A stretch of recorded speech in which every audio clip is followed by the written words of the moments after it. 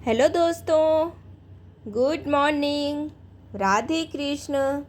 कैसे हो आप सभी? उम्मीद करती हूँ आप सभी स्वस्थ होंगे और अपनी सेहत का ख्याल रख रहे होंगे। तो आज की सुबह मेरी 5 बजे हुई है। जैसे कि मैं आप सबको अपने वीडियो में बताती हूँ कि मैं सुबह 5 बजे उठ के सबसे पहले नीम की पत्ती गर्म पानी के साथ पीती हूँ और उसके बाद फिर मैं अपना डेली रूटीन का काम करके वॉक के लिए जाती हूँ। 1 घंटा की वॉक करने के बाद फिर मैं आके अपनी एक्सरसाइज करती हूँ। तो जैसे जैसे मैं आपको डेली एक्सरसाइज अपनी शेयर करती हूँ और जैसे मैं एक्सरसाइज करती हूँ, उम्मीद करती हूँ आप भी इन एक्सरसाइज को फॉलो कर रहे होंगे। जैसे कि मैंने आप सबको बता रखा है, मेरी कमर की सर्जरी हुई थी L4 L5 डिस्क की, जिसको डॉक्टर ने आधी काट के निकाल दिया है। तो उस वजह से मुझे उसके बाद से मैं पैरालाइज हो गई थी। फिर मैं धीरे धीरे रिकवर हुई हूँ।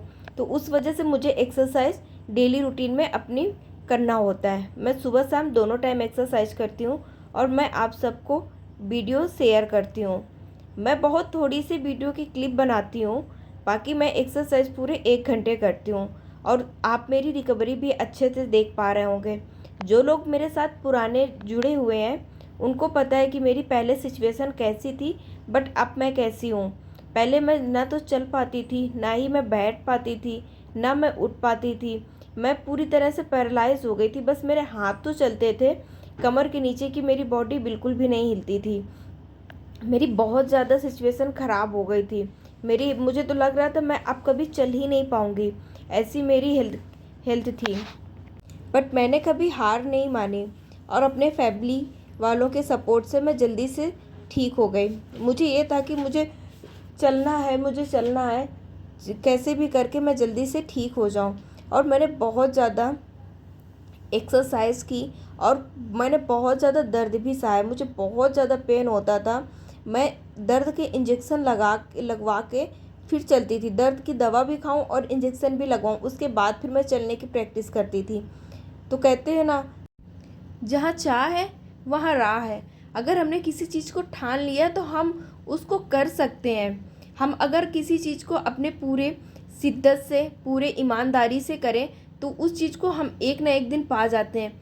कभी कभी तो ऐसा होता है ना कि हमारी मंजिल, जिस मंजिल को हमने सोच रखा होता है कि हमें ये अचीव करना है और उससे हम बहुत पास होते हैं, लेकिन हम हार मान के उसको पीछे छोड़ देते हैं। तो इसलिए जो भी आप डिसीजन लीजिए, किसी भी तरह का कोई भी डिसीजन हो, आप उसमें पूरे खड़े उतरिए, जिससे कि आप अपने लिए, अपने लाइफ के लिए कुछ अच्छा कर सकें।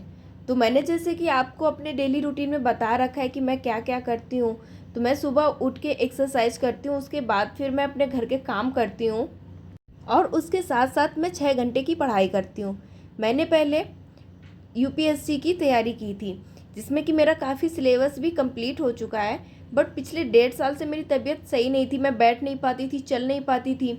मेरी कमर की प्रॉब्लम बहुत ज़्यादा बढ़ गई थी और शादी भी थी मेरी पिछले साल। तो उन सब चीज़ों में मेरी पढ़ाई बिल्कुल डिस्टर्ब हो गई थी। मैंने पढ़ाई छोड़ दी। फिर जैसे जैसे मैं थोड़ा सा ठीक हुई तो मैंने पढ़ाई स्टार्ट की, लेकिन अब उस फ्लो में पढ़ाई नहीं हो पाती है। तो जैसे कि मैंने आप सबको बता रखा है, मैंने डीएलएड कर रखा है और मेरे सीटेट टेट वगैरह सारे क्वालिफाई हैं। तो मैंने उसकी भी तैयारी स्टार्ट की है। अभी मैं खुद से कंफ्यूज हूँ कि मुझे करना क्या चाहिए, क्योंकि टीचिंग की मैंने जब तैयारी की थी, मैंने टीचिंग की कोई कोचिंग नहीं की और ना ही मैंने कोई तैयारी की थी। मैंने एग्ज़ाम से 1-2 महीने ही पढ़ के मैंने एग्ज़ाम क्वालिफाई कर लिए थे और उसके साथ साथ मैं यूपीपीसीएस भी देख रही थी। तो अभी मुझे डाउट आ रहा है कि मैं क्या करूं, मुझे समझ नहीं आ रहा है। बट मेरा जैसे भी क्लियर होगा ना, मैं आपको आज या कल में बता दूंगी। बट अभी मैं रिसेंट में ये नहीं करती हूँ कि मेरा अभी समझ नहीं आ रहा है मैं क्या तैयारी करूँ, कि मैं पढ़ाई छोड़ दूँ। नहीं, मैं अभी टीचिंग की पढ़ाई कर रही हूँ और मैं उसकी क्लासेस भी ले रही हूँ, नोट्स भी बना रही हूँ। क्योंकि साथ साथ अगर कभी टीचर की वैकेंसी आती है तो मैं थोड़ा सा पढ़ के ना अप्लाई कर सकूँ। भले ही होता है नहीं होता है ये उस टाइम देखा जाएगा, बट अभी मैं थोड़ा सा पढ़ाई करती रहती हूँ। ज़रूरी नहीं है कि हम जॉब के लिए ही पढ़ें, हम अपने अपने लिए पढ़ें, हम अपने ज्ञान के लिए पढ़ें। क्योंकि ज्ञानी एक ऐसी चीज़ है जिसको ना कोई बंटवा पाएगा और ना ही कोई छीन पाएगा। बाकी चीज़ें तो आपको आपसे हमेशा लोग बांट लेंगे, छीन लेंगे। एक ज्ञान है जिससे आप दुनिया की किसी भी चीज़ को पा सकते हो। मैं आपको अपने डेली रूटीन का वीडियो में डालूँगी कि मैं कौन सा सब्जेक्ट पढ़ रही हूँ, मेरा पढ़ने का क्या क्या टाइम है और मैं किस टाइम पे कौन सा सब्जेक्ट पढ़ रही हूँ और मेरा टारगेट क्या है डेली का। मैं डेली के टारगेट भी आपको बताऊँगी। और उसके अगर कोई मेरे साथ पढ़ने वाला है तो प्लीज़ जुड़े, और अगर किसी की फैमिली में कोई पढ़ने वाला है तो उसको जोड़ें। और आज मैंने आपको अपने कुछ पुराने वीडियो शेयर किए। जब मैं फ़र्स्ट टाइम चली थी तो मैंने हाथ छोड़ा था फर्स्ट टाइम 3-4 महीने के बाद। तो ये वो वीडियो है, और ये वीडियो है जिसमें कि मैं जब पैरालाइज थी और फिर मैं थोड़ा थोड़ा रिकवर हुई, चलना स्टार्ट किया। तो मैं ये जो कमरा देख रहा हूँ बस इसी कमरे में चलती थी। तो कोई वाकर जैसे भाई था मेरा साथ में, मेरी नानी थी, मामा थे, तो वो वाकर खींचते थे और मैं फिर पैर बढ़ाती थी धीरे धीरे। बट ये मैंने फर्स्ट टाइम अपने आप से वाकर को स्लाइड किया, थोड़ा सा उठा के भी रखा और चली थी। ये वीडियो मैं उस टाइम पे हस्बैंड आ गए थे वापस, इनकी छुट्टियां ख़त्म हो रही थी तो इनको भेजती थी, इसलिए मेरे पास वीडियो थे और मैंने आज आज सबके साथ ये वीडियो शेयर किए।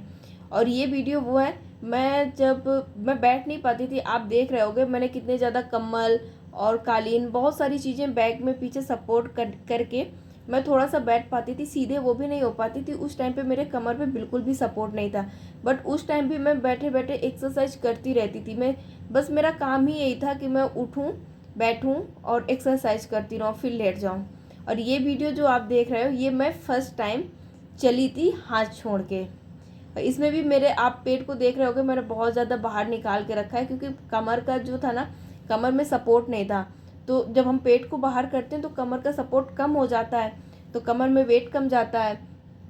तो ये मैं फर्स्ट टाइम चली थी थोड़ा थोड़ा। आप मेरे भाई को देख रहे हो कि मेरे बिल्कुल पीछे चल रहा है, कि ताकि मैं थोड़ा सा अगर कोई दिक्कत हो तो ये लोग मुझे पकड़ सकें। तो ये मेरी जर्नी मैं आप सबको शेयर कर रही हूँ। आप कमेंट्स करना कैसी थी मेरी जर्नी। आप मेरी जर्नी को देख के मोटिवेट होना कि मैंने खुद को कैसे रिकवर किया। उम्मीद करती हूँ वीडियो अच्छा लगा होगा। लाइक करना, कमेंट्स करना, शेयर करना। Thank you.